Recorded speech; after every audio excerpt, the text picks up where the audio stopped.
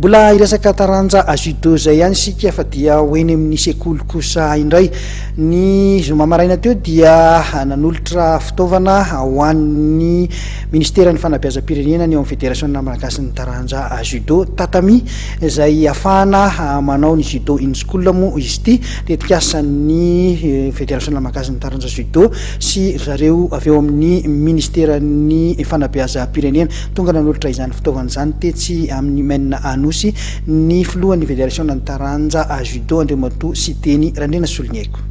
Mazava-dehibe ny taranja judo na ny UNESCO raha ny teny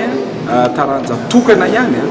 dia ny judo no teneny raha mbola kely le zaza tsara aloha ny judo no ataony ary firenena lehibe rehetra reo dia mampiditra an'io taranja judo io any an-tsekoly. Anisan'ny tanjona moa hoe ny ananatsika an'izay judo in school mitovy tanteraka amin'ny firenena hafa mba hidiran'ny judo koa ao amin'ny taranja sport scolaire manatsika an'ireny championnat de Madagascar, sport scolaire, championnat d'Afrique zay efa misy amin'izao fotoana izao sy championnat du monde sport scolaire. Zay zany tena tanjona ahafahana miteza ny zaza malagasy. Izafy zany no ahoana fomba fitonjarana azy ny sekoly azo an'ilay fitaovana? Anjaran'ny ministera zany no mizara mifidy an'ilay sekoly fa ny anjaran'ny fédération kosa dia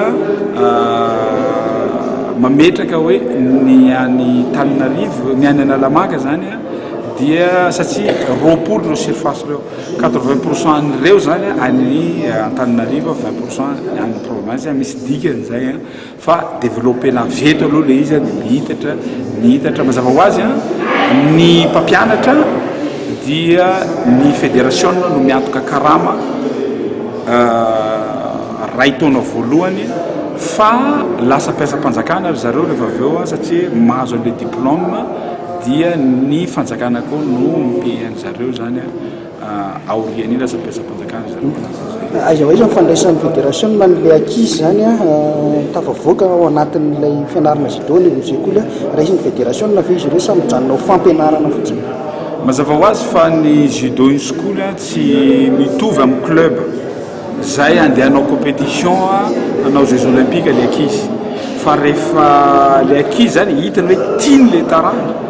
te hanao compétition izy any amin'ny compétition fédérale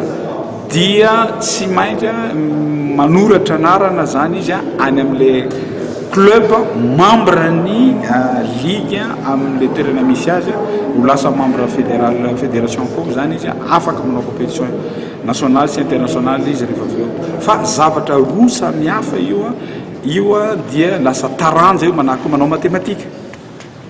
dia misy note azonao, dia manao judo misy note azonao, andeha hanao bac ianao dia misy note azonao, andeha hanao BPC ianao dia misy note azonao. Zay io judo in school io tafiditra ao anatiny ireny judo taranja sportif fa misy any am-pianarana ireny zany judo.